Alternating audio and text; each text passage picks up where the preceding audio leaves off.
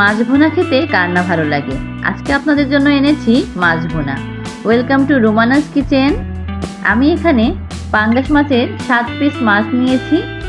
মাছগুলোকে ভালো করে হলুদ লবণ মিশিয়ে নিচ্ছি। মাছ ভাজার আগে এভাবে মাছে হলুদ লবণ মিশিয়ে নিতে হয়, তাহলে মাছ ভাজলে মাছটা খেতে অনেক টেস্ট হয়। আমি এভাবে মাখিয়ে রেখে দিচ্ছি যেন মাছের মধ্যে লবণটা ঢোকে। কিছু সময় আমি এভাবে রেখে দেব। এবার আমি একটি ফ্রাই প্যান নিয়েছি। ফ্রাই প্যানটাকে কিছু সময় গরম করব। তারপরে আমি মাছ ভাজার জন্য অল্প তেল দেব। ভিডিওটা যদি আপনাদের ভালো লেগে থাকে এখনই একটা লাইক হয়ে যাক। একটা লাইক, কমেন্ট এবং আমার চ্যানেলটাকে সাবস্ক্রাইব করবেন নতুন নতুন রান্নার রেসিপি পাওয়ার জন্য। তেলটা গরম হওয়ার পরে আমি মাছগুলোকে দিয়ে দিচ্ছি। মাছগুলো আমি খুব একটা কড়া ভাজি করব না। মাছ ভোনার সময় এত কড়া ভাজি করলে মাছ ভোনা ভালো লাগে না। আমি একটু মিডিয়াম ভাজবো। আমার মাছ ভাজা হয়ে গিয়েছে, দেখতে পাচ্ছেন। আমি মিডিয়ামভাবে মাছগুলো ভেজে নিয়েছি, খুব বেশি একটা কড়া করিনি। মাছ ভাজার জন্য আমি এখানে 3টা পেঁয়াজ কুচি করেছি, 20টা কাঁচা ঝাল ফালি করে নিয়েছি, 1 চা চামচ রসুন বাটা, 1 চা চামচ জিরে বাটা আর 1 চা চামচ শুকনো ঝাল বাটা নিয়েছি।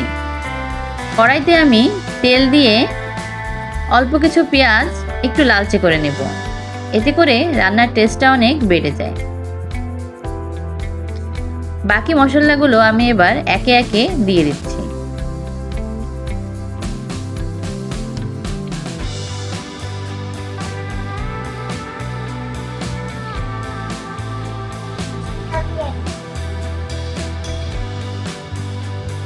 সমস্ত মশলাগুলো দিয়ে আমি নেড়ে চেড়ে কষিয়ে নেব।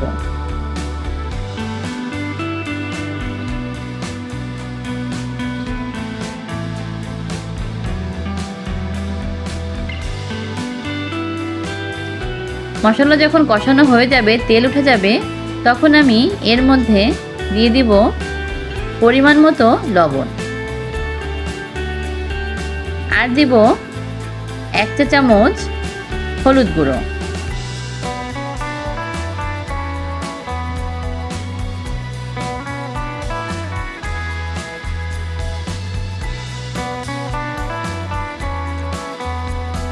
এবার আমি ভালো করে নেড়ে চেড়ে আরও কিছু সময় মশলাগুলোকে কষাবো। হলুদটা আমি আগে দিচ্ছি না, কারণ হলুদ যদি আগে দেওয়া হয় তাহলে মশলাটা পুড়ে যায়। সব মশলা কষানোর পরে আমি কিন্তু শেষে হলুদ এবং লবণ দিয়েছি, এতে করে মশলা কষানো অনেক সুন্দর হয়। আমি এখানে দিয়ে দিব 2 গ্লাস পানি। ঝোলের পানি দিয়ে দিলাম 2 গ্লাস।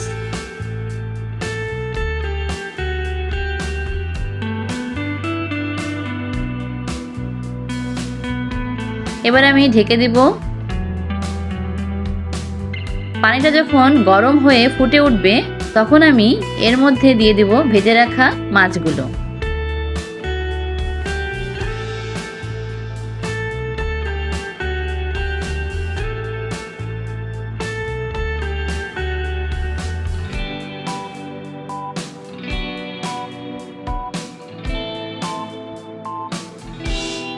এবার একটু নেড়ে চেড়ে আমি এটাকে ঢেকে দিব।